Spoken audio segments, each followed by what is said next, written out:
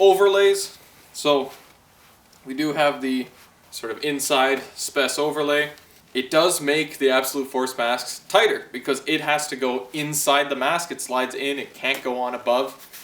And it makes it fit nicer for most people, which is a good thing. Depending on the mask you're wanting to use something like this on, it might make the mask not fit nicely. So just think about how much room there is in your mask. In general, it is pretty good.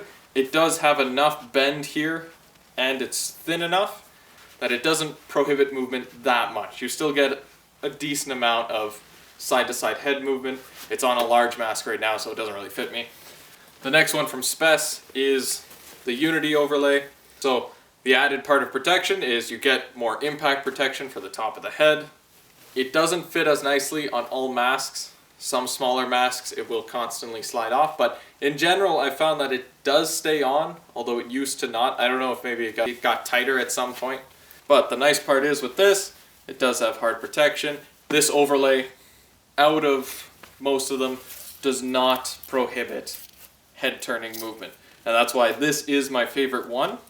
Even though it doesn't have as many bells and whistles as the other ones, there aren't any ear holes. It is pretty hot, no vents. It has a buckle, so it is a little bit longer to take on and off if you're having to put it on multiple helmets. But that head movement is something I really like. I like those tight masks and just moving my head. And this allows that very easily. And so this is my favorite one still. I would recommend the one from Leon Paul. They have one with ear holes and vents over just the standard SPES one, if you can. The next overlay is the PBT overlay. So again, we get the nice foam cushioning. It is a little bit lighter. It does have a back plate. However, the back plate is not segmented, and so it affects movement a little bit more. But one nice thing that it also has is it covers that triangle. That little triangle where a sword could, if someone gets behind you, a sword could sneak in. It does stop that. And I find this fits on more masks a lot easier, and it's also a lot easier to take on and off because it doesn't have a buckle. You just bungee it off, bungee it back on.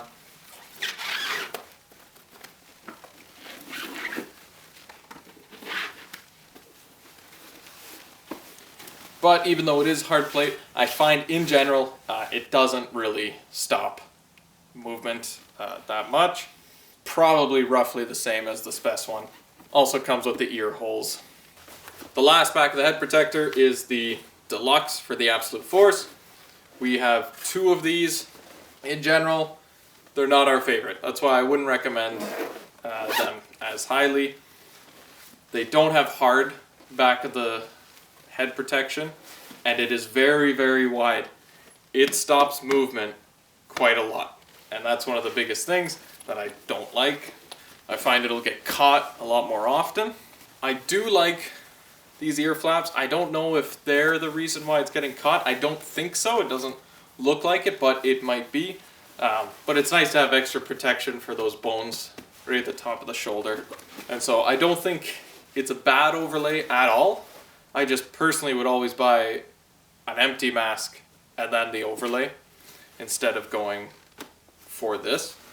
But this is definitely not a bad overlay at all. You do have enough head movement and it's good protection.